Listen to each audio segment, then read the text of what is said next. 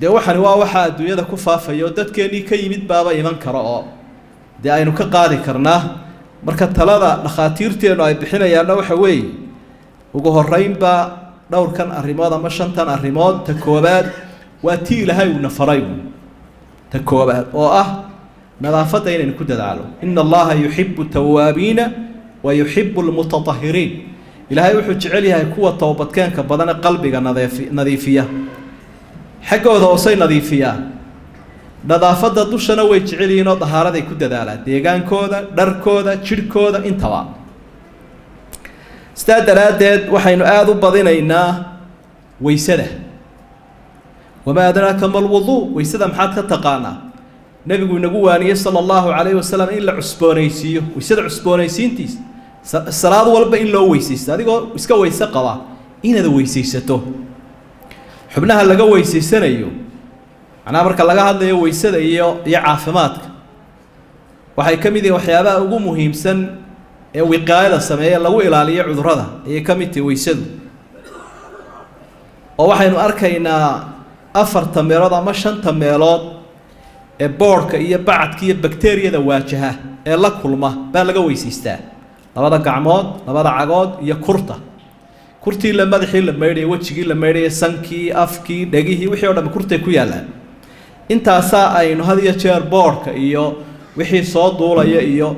waxa la wixii ibanaya oo dhan intaasay naga marayaan intii baa lagu 5 jeer ama ka badan marka sunna weysis de sunna tukanaysana weeraan faradkii 5 jeer weysisa baa lagu dad weysadii cusboonaysiinayso nabiguna saas u ahaa calayhi salaatu wasalaam intu salaadaha isku weyse qabi jiro weyse qab ku tukan jiray may badnayn kana yujaddidu alwudu weysada uu cusboonaysiin jiray marka arrintaasina cilmiyan waa mid la soo taabtay hadda inay qayb weyn ka hortaga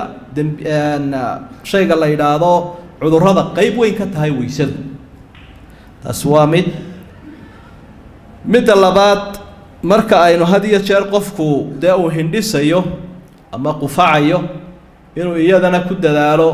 waxaan yara afka lagu nadiifiyo saftiga ama hadduu waayo maradiisa inuu ku daboolo waanu ina baray nabi maxamed sala allahu calayhi wasalam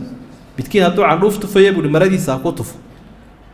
waxaaga isu qab adiga ha kugu egaadaan dad kale ha gaadhsiin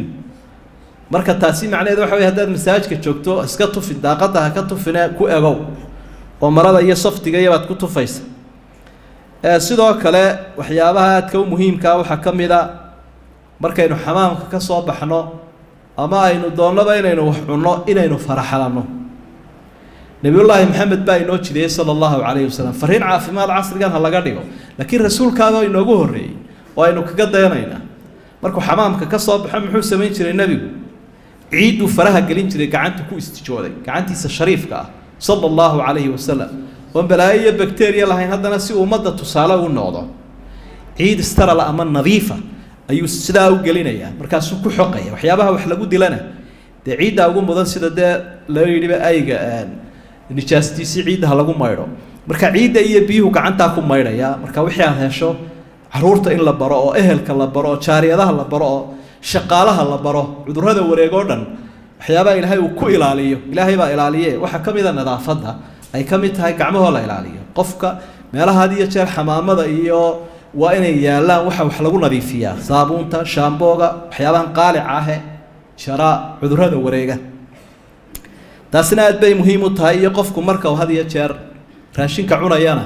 inuu faraxasho iyana aad bay muhiim u tahay waxaa ka mid a qofku marka gacantiisa meelo badan uu marmariyo inaanu isleeyahay gacanta waxbay soo qaata ama nadiif maaha inaanu sanka iyo afka iyo indhaha iyo meelihii manaafidahayd daldaloolay ila waa wada xasaasi dhulkaas in aanu qofku marmarinin ee gacanta uu ka ilaaliyo waxaa intaasi raaca uu qofku hadduu dee isdareemo inuu xanuunsanayo wax walba uu noqon karaa xanuunku kan dee faafana waa noqon karaa inuu goobaha caafimaadka si dhaqsaa ula xidhiidho shanta arrimoodba aad bay muhiim u yihiin oo sharcigeennuna uu inoo sheegay waana lagu talinaya had iyo jeer mar walbana alwiqaayatu khayrun min alcilaaj waxaa la yidhaahdo ka hortagga oo islaamkeennu uu ina farayo wuu ka fiican yahay ka dabatag oo ah shayga la yidhaahdo isdaaweynta xataa karantiimayntii baa sharcigeennu ina farayoo nabiyullaahi maxamed sala allahu calayhi wasalam siduu noo jideeyey